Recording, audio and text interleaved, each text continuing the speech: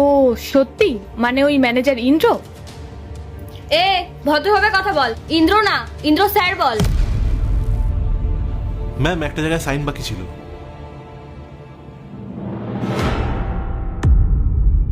আরে প্রিয়া, তোমার ইন্টারভিউ হয়ে গেছে? হ্যাঁ, মিস প্রিয়া সেনের ইন্টারভিউ হয়ে গেছে। আপনি চুপ করে আছেন কেন? আপনি কন্টিনিউ করুন। কি ব্যাপার, তুমি ওকে ম্যাডাম বলছো? তোমাদের কোম্পানিতে কি কাজের মাসিকে ম্যাডাম বলে?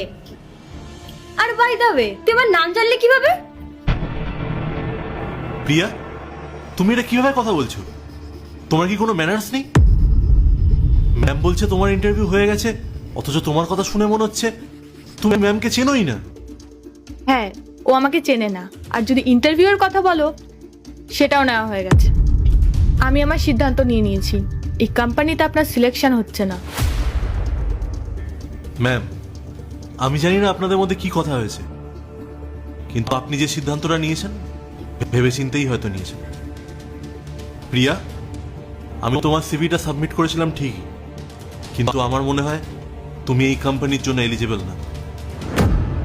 একটা কথা মনে রাখো, এতক্ষণ ধরে তুমি যাকে কাজের মাসি বলছিলে ইনি এই কোম্পানির ওনার।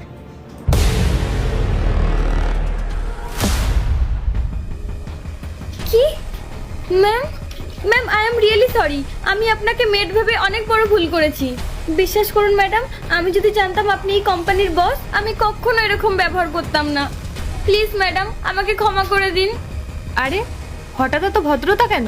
একটু আগেই তো আপনি আমার সাথে খারাপ ব্যবহার করছিলেন। এখন যখন জানলেন আমি এই কোম্পানির মালিক, অমনি রং বদলানো শুরু করে দিলেন। সরি, আমি আমার কোম্পানিতে আপনার মতো নিচু মানসিকতার মানুষকে কখনোই নিতে চাই না। ম্যাডাম প্লিজ, প্লিজ আমার সাথে এরকম করবেন না। আমার অনেক বড় ভুল হয়ে গেছে। এই চাকরিটা আমার জন্য খুব ইম্পর্টেন্ট। আমি আর কখনো এরকম করব না। আমাকে একটা সুযোগ দিন ম্যাডাম।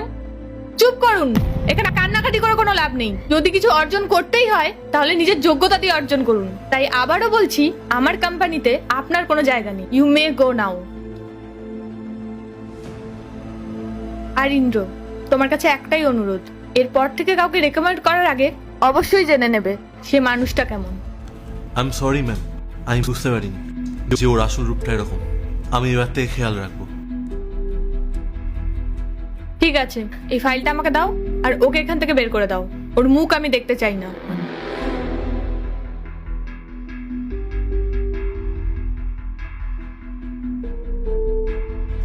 চলো।